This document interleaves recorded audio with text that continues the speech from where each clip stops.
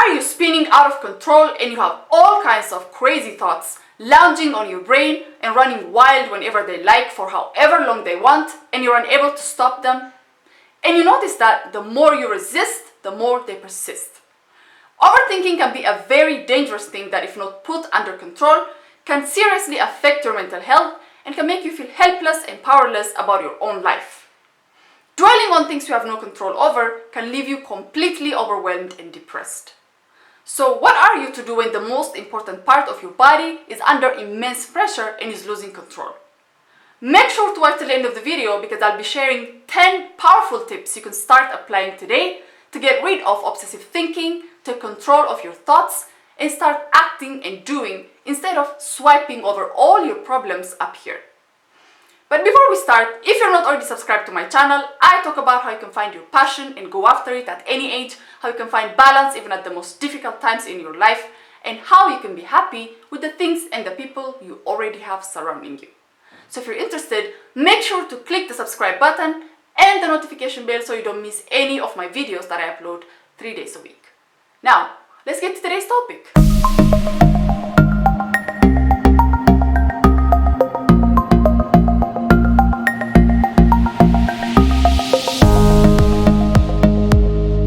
Number one is awareness.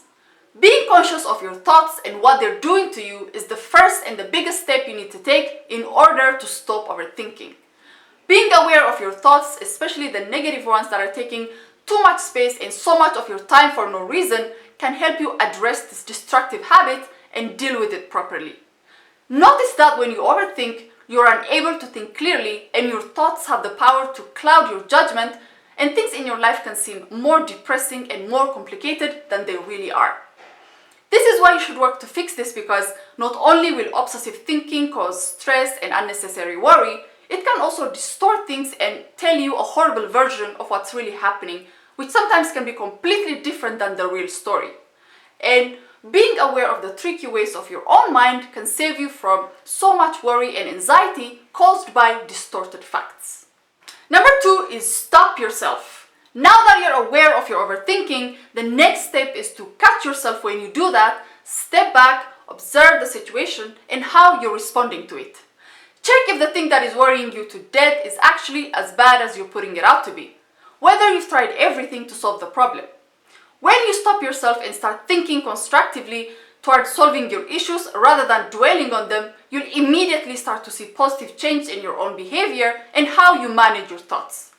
The fact that you're able to give yourself a break from having to continuously think and be stressed can help you look at your problems differently and allow you to think clearly. Learning when to press pause on your obsessive thinking can also help you take control of your mind and the thoughts that are dominating it. Number three is have some perspective. Focusing on the negatives and what could go wrong can make things seem too difficult to solve and make them look like a permanent issue.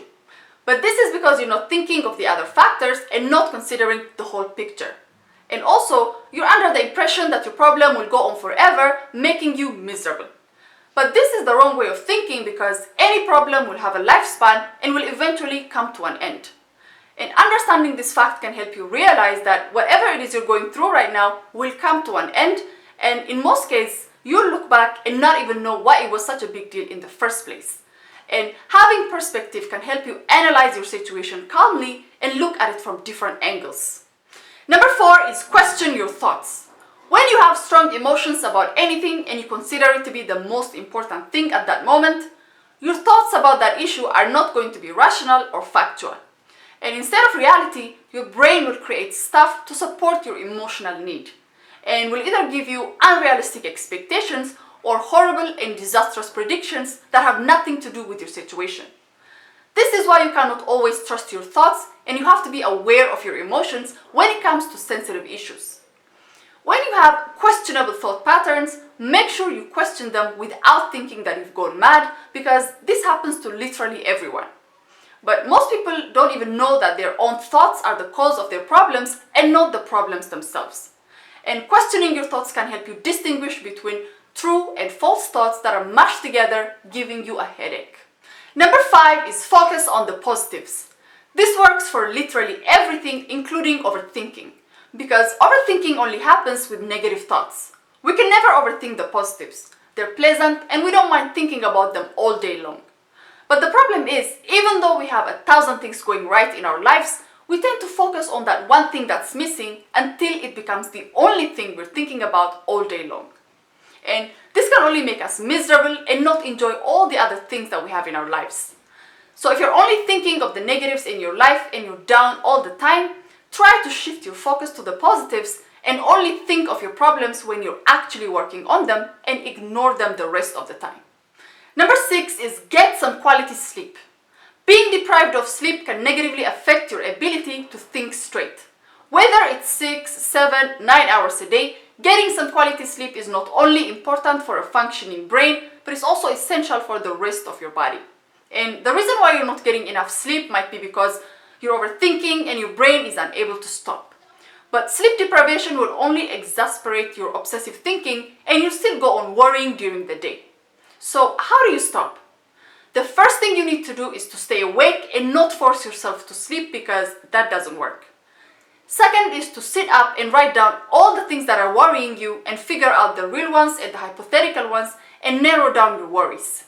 Now, try to do some deep breathing and practice letting go of the need to control everything in your life. Number 7 is be present. Overthinking is mostly about the past or the future, and it's never about the present moment. This means that when you overthink, you're simply drifting away to a time that is already dead or a time that does not exist. And this can only bring you problems because you're ignoring the most important time, which is now. If you focus on the present, you might actually have a chance to do something about your situation. But if you're simply going back and thinking of how all your problems started or what awaits you in the future, you'll only be stressed out or powerless because you're only thinking of the problem and not how to solve it. And being present can help you avoid these crippling feelings from your dead past and your non-existing future. Number 8 is take control of your emotions. When you're feeling anxious, depressed, hopeless, don't think that you don't have any control over your emotions and that you're incapable of changing them. These are simply results of unchecked thought patterns, and you can change them by being aware of your thought and reducing the time you're dwelling on them. You can practice being conscious of your negative thoughts and not let them affect you to the point where you become too emotional and unreasonable. And having control over your emotions can in turn help you stop obsessive thinking and manage your reaction to different situations in your life. Number 9 is analyze your fears. Our fears are mostly about the future. We're afraid that things might not go our way and that we'll be in a worse position than we are right now. But the problem with this is that you're not looking at the future the right way. The future is only a continuation of the present moment, and whatever you do right now will have a direct consequence on what happens next. This means that you have all the power to make your future whatever it is you want it to be by what you do in the present moment. Your fears and anxiety are only happening because you're looking at the future separately and not realizing that it is the result of whatever you do right now. Number 10 is start taking action. So no matter how hard it may be to get out of bed, just do it and start solving your problems one by one. Don't overwhelm yourself and try to fix everything at once, because you couldn't do it even if you wanted to. Take it one day at a time, but be sure to block all your doubts and insecurities, put them at the back of your head, and focus on taking action to set your life on the right track. Believe that you can get out of your situation no matter what it may be, and don't give up. And stop any kind of overthinking that is not serving you and get to action. So that's it for today, guys. I hope this was helpful. If you're interested in another video where I talk about 10 New Year's resolutions for 2020, click somewhere here. And if you enjoyed this video, give it a thumbs up, share your ideas, thoughts, experiences down in the comment section below. Don't forget to subscribe not to miss my other videos. Until next time.